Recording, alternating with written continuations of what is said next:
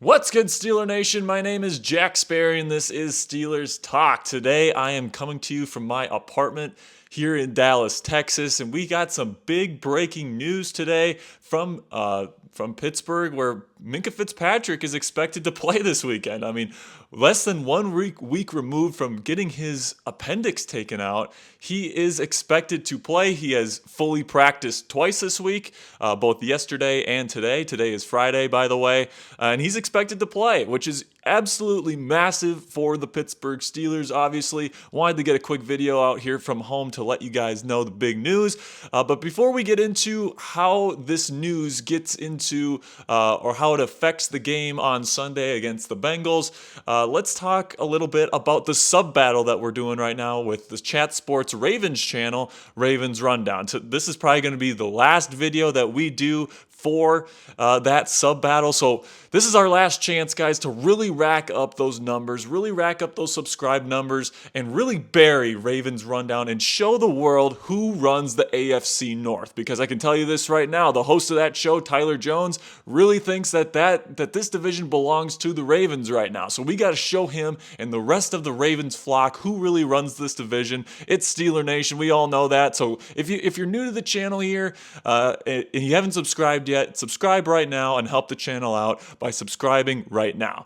All right, let's get into really the impact that this news has, because Minkah Fitzpatrick is obviously a star player. He's one of the most crucial pieces of this Steelers defense, and this is really, really exciting. Okay, you got TJ Watt out there. You didn't have Minkah out there last week. The defense looked a lot better, but now that we're adding that extra piece in Minkah Fitzpatrick this week, along with TJ Watt affecting that defensive line, I mean, the Steelers can really do some crazy and really inventive and really dangerous stuff with Minkah Fitzpatrick, because last week, DeMonte KZ returned to the lineup, did a really great job at free safety alongside Terrell Edmonds at strong safety there.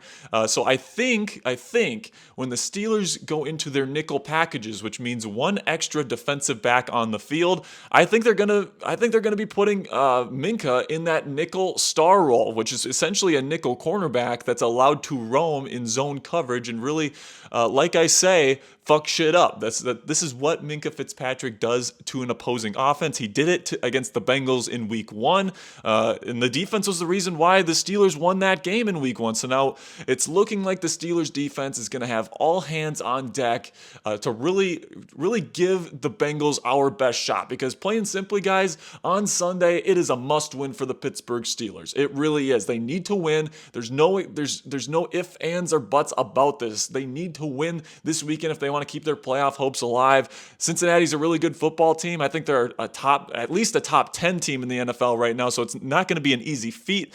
But I think with Minkah Fitzpatrick on the field, it's going to really allow them to get after the quarterback and then also put some pressure on Joe Burrow, that is, to not throw interceptions, because Minkah Fitzpatrick is one of the best safeties in the league at reading the eyes of a quarterback and just being aggressive and going and being a ball hawk, getting those interceptions. I wouldn't be surprised whatsoever if he got not one but two interceptions this week. I think there's a pretty decent chance that he's going to have a really good game, just like he did in Week 1.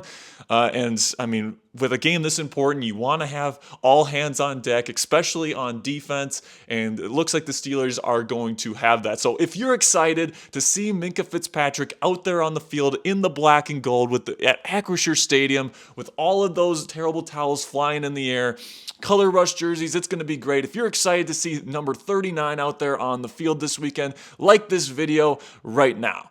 All right, let's get into the rest of the news of the day, the rest of the injury news, because the full injury report came out. The only player that's listed as out for the Pittsburgh Steelers right now is cornerback Ahkello Witherspoon. And he's been dealing with that hamstring injury for a while now.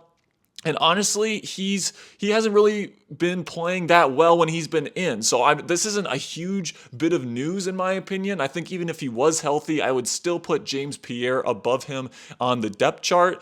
But it's looking like Witherspoon's going to be the only player, the only person that could be playing that's not going to be out there for Cincinnati. So the Steelers are getting healthy. They're getting all their players back. It's going to be all hands on deck this weekend against the Bengals. And the only guy not going to be out there is Ahkello Witherspoon. And to be honest with you, if there's going to be somebody that's not going to be able to play, I would want it to be Witherspoon. I mean, I'm not saying that I'm happy that he's hurt or anything like that. I hope he gets better soon. But if there's somebody on the Steelers defense that we could afford to lose, it's probably Ahkello Witherspoon. And then, like I said, everybody else on the injury report this week has fully practiced on Friday. Minkah Fitzpatrick, Kevin Dotson. There are some kind of weird names on there today as well. Najee Harris was dealing with a knee injury. He's on there. TJ Watt was on there again. He's likely to play, obviously. So it's looking like the Steelers are getting healthy right when they need to be, because they really need to be going on a run here. If they can beat Cincinnati this week, you've got the Colts next week, which is a very winnable game. Then you got Atlanta, which is a very winnable game. And then you got a tough game against the Ravens. But I think the Steelers have a chance to at least split in that series. We're kicking Ravens rundown in subs this week. We're kicking their butts. We're going to bury them today. But at the end of the day, guys, the Steelers need to win this game if they want to make the playoffs, in my opinion, and I think they have a pretty darn good chance of doing that. In my preview video earlier this week, I predicted a 26-24 Steelers win, even when I thought Minkah Fitzpatrick wasn't going to play, because when I made that video, it was looking like he wasn't going to play. But now that he's in, I think that's just another tick in the Steelers' bag here. I think the Steelers have a really good chance to upset the Cincinnati Bengals, because the Steelers are one of those teams that can really take advantage of the Bengals' biggest weakness, which is their offensive line. Their offensive line is not good. We saw that in week 1 when the Steelers had 7 sacks against the Bengals. I'm not sure if they'll get to 7 sacks this week, but I'm sure they're going to get up to probably at least 5 or so. It'll be interesting to see how the Steelers react to having Minkah Fitzpatrick out there with TJ Watt. This is the first time that we've seen these two guys, these two stars, on the field at the same time since week 1, when this defense looked like an elite defense. So I'm really excited to see if this team can get back to playing top 5 level defense. And if they can do that with all of the easier opponents that they've got later in the schedule, I'm excited to see what the Steelers team can do moving forward. All right, guys, that'll be it for today's video, for today's breaking news action.